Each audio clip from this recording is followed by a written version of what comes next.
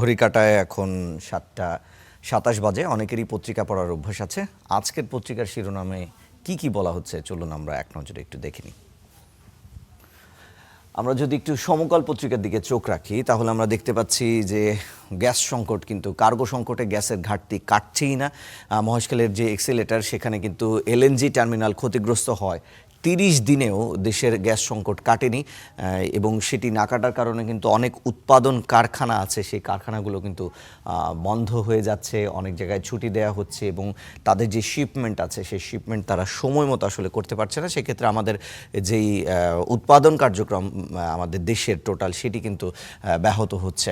আমরা আরেকটি ঘটনার দিকে একটু চোখ রাখতে চাই। আরেকটি শিরোনাম করেছে সমকাল, সেটা হলো কলকাতায় আপনারা সবাই জানেন গতকাল যে অগ্নিকাণ্ডের ঘটনা ঘটেছে সেখানে বাংলাদেশি 7 জনের কিন্তু মৃত্যু হয়েছে অগ্নিকাণ্ডের ঘটনায় এবং বাংলাদেশে যে তাদের যে পরিবার আছে সেই পরিবারে কিন্তু আহাজারি চলছে এবং এই হোটেলের কোনো অনুমোদনের ব্যাপারে কিন্তু ব্যাপক অনিয়মের ব্যাপার আসলে উঠে এসেছে। বিপজ্জনক ভবন ছিল এবং সেখানে কিন্তু 81 জন বাংলাদেশি ছিল এবং 81 জনের মধ্যে মৃত 5 জনের পরিচয় পাওয়া গিয়েছে। এসি বিস্ফোরণ থেকে এই আগুনের সূত্রপাত বলে জানা গিয়েছে এবং এখন পরিবারের যেটি আশা সেটি হলো যে খুব যত দ্রুত সম্ভব সব ফর্মালিটিস করে এই মরদেহগুলো যাতে দ্রুত তাদের বাংলাদেশে আনা যায় এবং তাদের এই আশাই কিন্তু তাদের পরিবারের স্বজনরা করছেন এবং অপেক্ষা করছেন।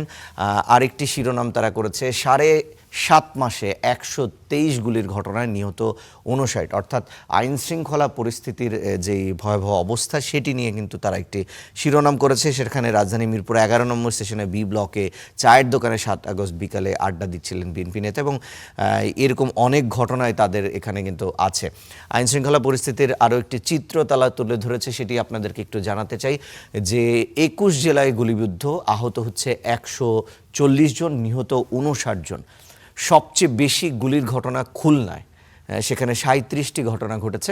এরপরে সবচেয়ে বেশি গুলির ঘটনা ঘটেছে হচ্ছে চট্টগ্রামে 28টি এবং ঢাকায় সেটি 13টি, যেই পরিসংখ্যান তারা বলছে। এবং চাঁদাবাজি এবং আধিপত্য বিস্তার, ব্যক্তিগত বিরোধ, পূর্বশত্রুতা, এগুলোই মূলত এই ঘটনাগুলোর মূল কারণ বলে এখানে চিহ্নিত করা হয়েছে। তারপরে আমরা যদি আরেকটু চোখ রাখি প্রথম আলোর দিকে, প্রথম আলোতে যেটি আসলে প্রথম যে শিরোনামটির দিকে আমরা চোখ রাখবো সেটি হলো যে রাষ্ট্রপতি নির্বাচনের আজকে কিন্তু ভোট। 35 বছর পর আজ রাষ্ট্রপতি নির্বাচন হচ্ছেন, 2 জন প্রার্থী রয়েছেন এবং 349 জন সংসদ সদস্য সেখানে ভোট দিবে। দুপুর 2টা থেকে বিকেল 5টা পর্যন্ত 3 ঘন্টা এই ভোট গ্রহণ চলবে এবং পরবর্তীতে প্রধান নির্বাচনী যিনি কর্মকর্তা সিএসি তিনি আসলে ঘোষণা করবেন এবং প্রজ্ঞাপনের মাধ্যমে আজকেই বাংলাদেশের রাষ্ট্রপতি কে হবে পরবর্তী সেটি কিন্তু নির্ধারণ হয়ে যাবে। আগামীকাল শপথ গ্রহণের অনুষ্ঠান এবং কার্যক্রম চলবে বলে আমরা জানতে পেরেছি।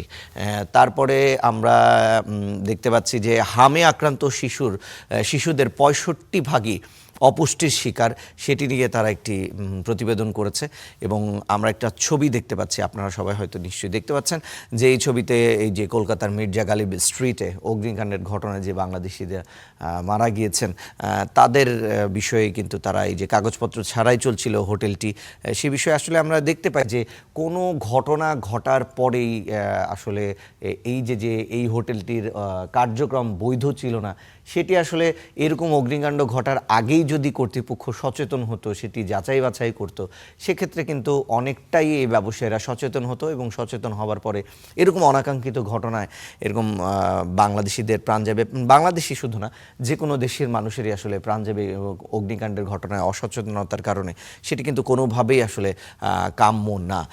বিরোধী দলীয় দলের বিদায়ী বক্তব্যে আবেগ আপ্লুত মির্জা ফখরুল ইসলাম আলমগীর, আপনারা সংসদীয় দলের যে বিদায়ী বক্তব্য সেখানে কিন্তু আবেগ আপ্লুত হয়ে গেছেন এবং আমরা পরবর্তী রাষ্ট্রপতি কে হবেন সেটি কিন্তু আজকেই নির্বাচনের পর প্রজ্ঞাপনের মাধ্যমে পুরো দেশবাসী, পুরো পৃথিবী জানতে পারবে এবং আগামীকাল কিন্তু শপথ গ্রহণ অনুষ্ঠান অনুষ্ঠিত হবে, সেটিও আপনাদেরকে জানিয়েছি। আমরা একটু যুগান্তর পত্রিকার দিকে যদি চোখ রাখি তাহলে দেখতে পাচ্ছি নবম পে স্কেলের গেজেট সেপ্টেম্বরের দ্বিতীয় সপ্তাহে।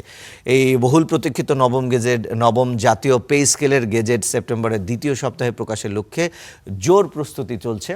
সেটির কারণ কিন্তু সরকারি কর্মজীবী যারা আছেন তারা কিন্তু মুখিয়ে আছেন কবে সেটি আসলে ঘোষণা করা হবে।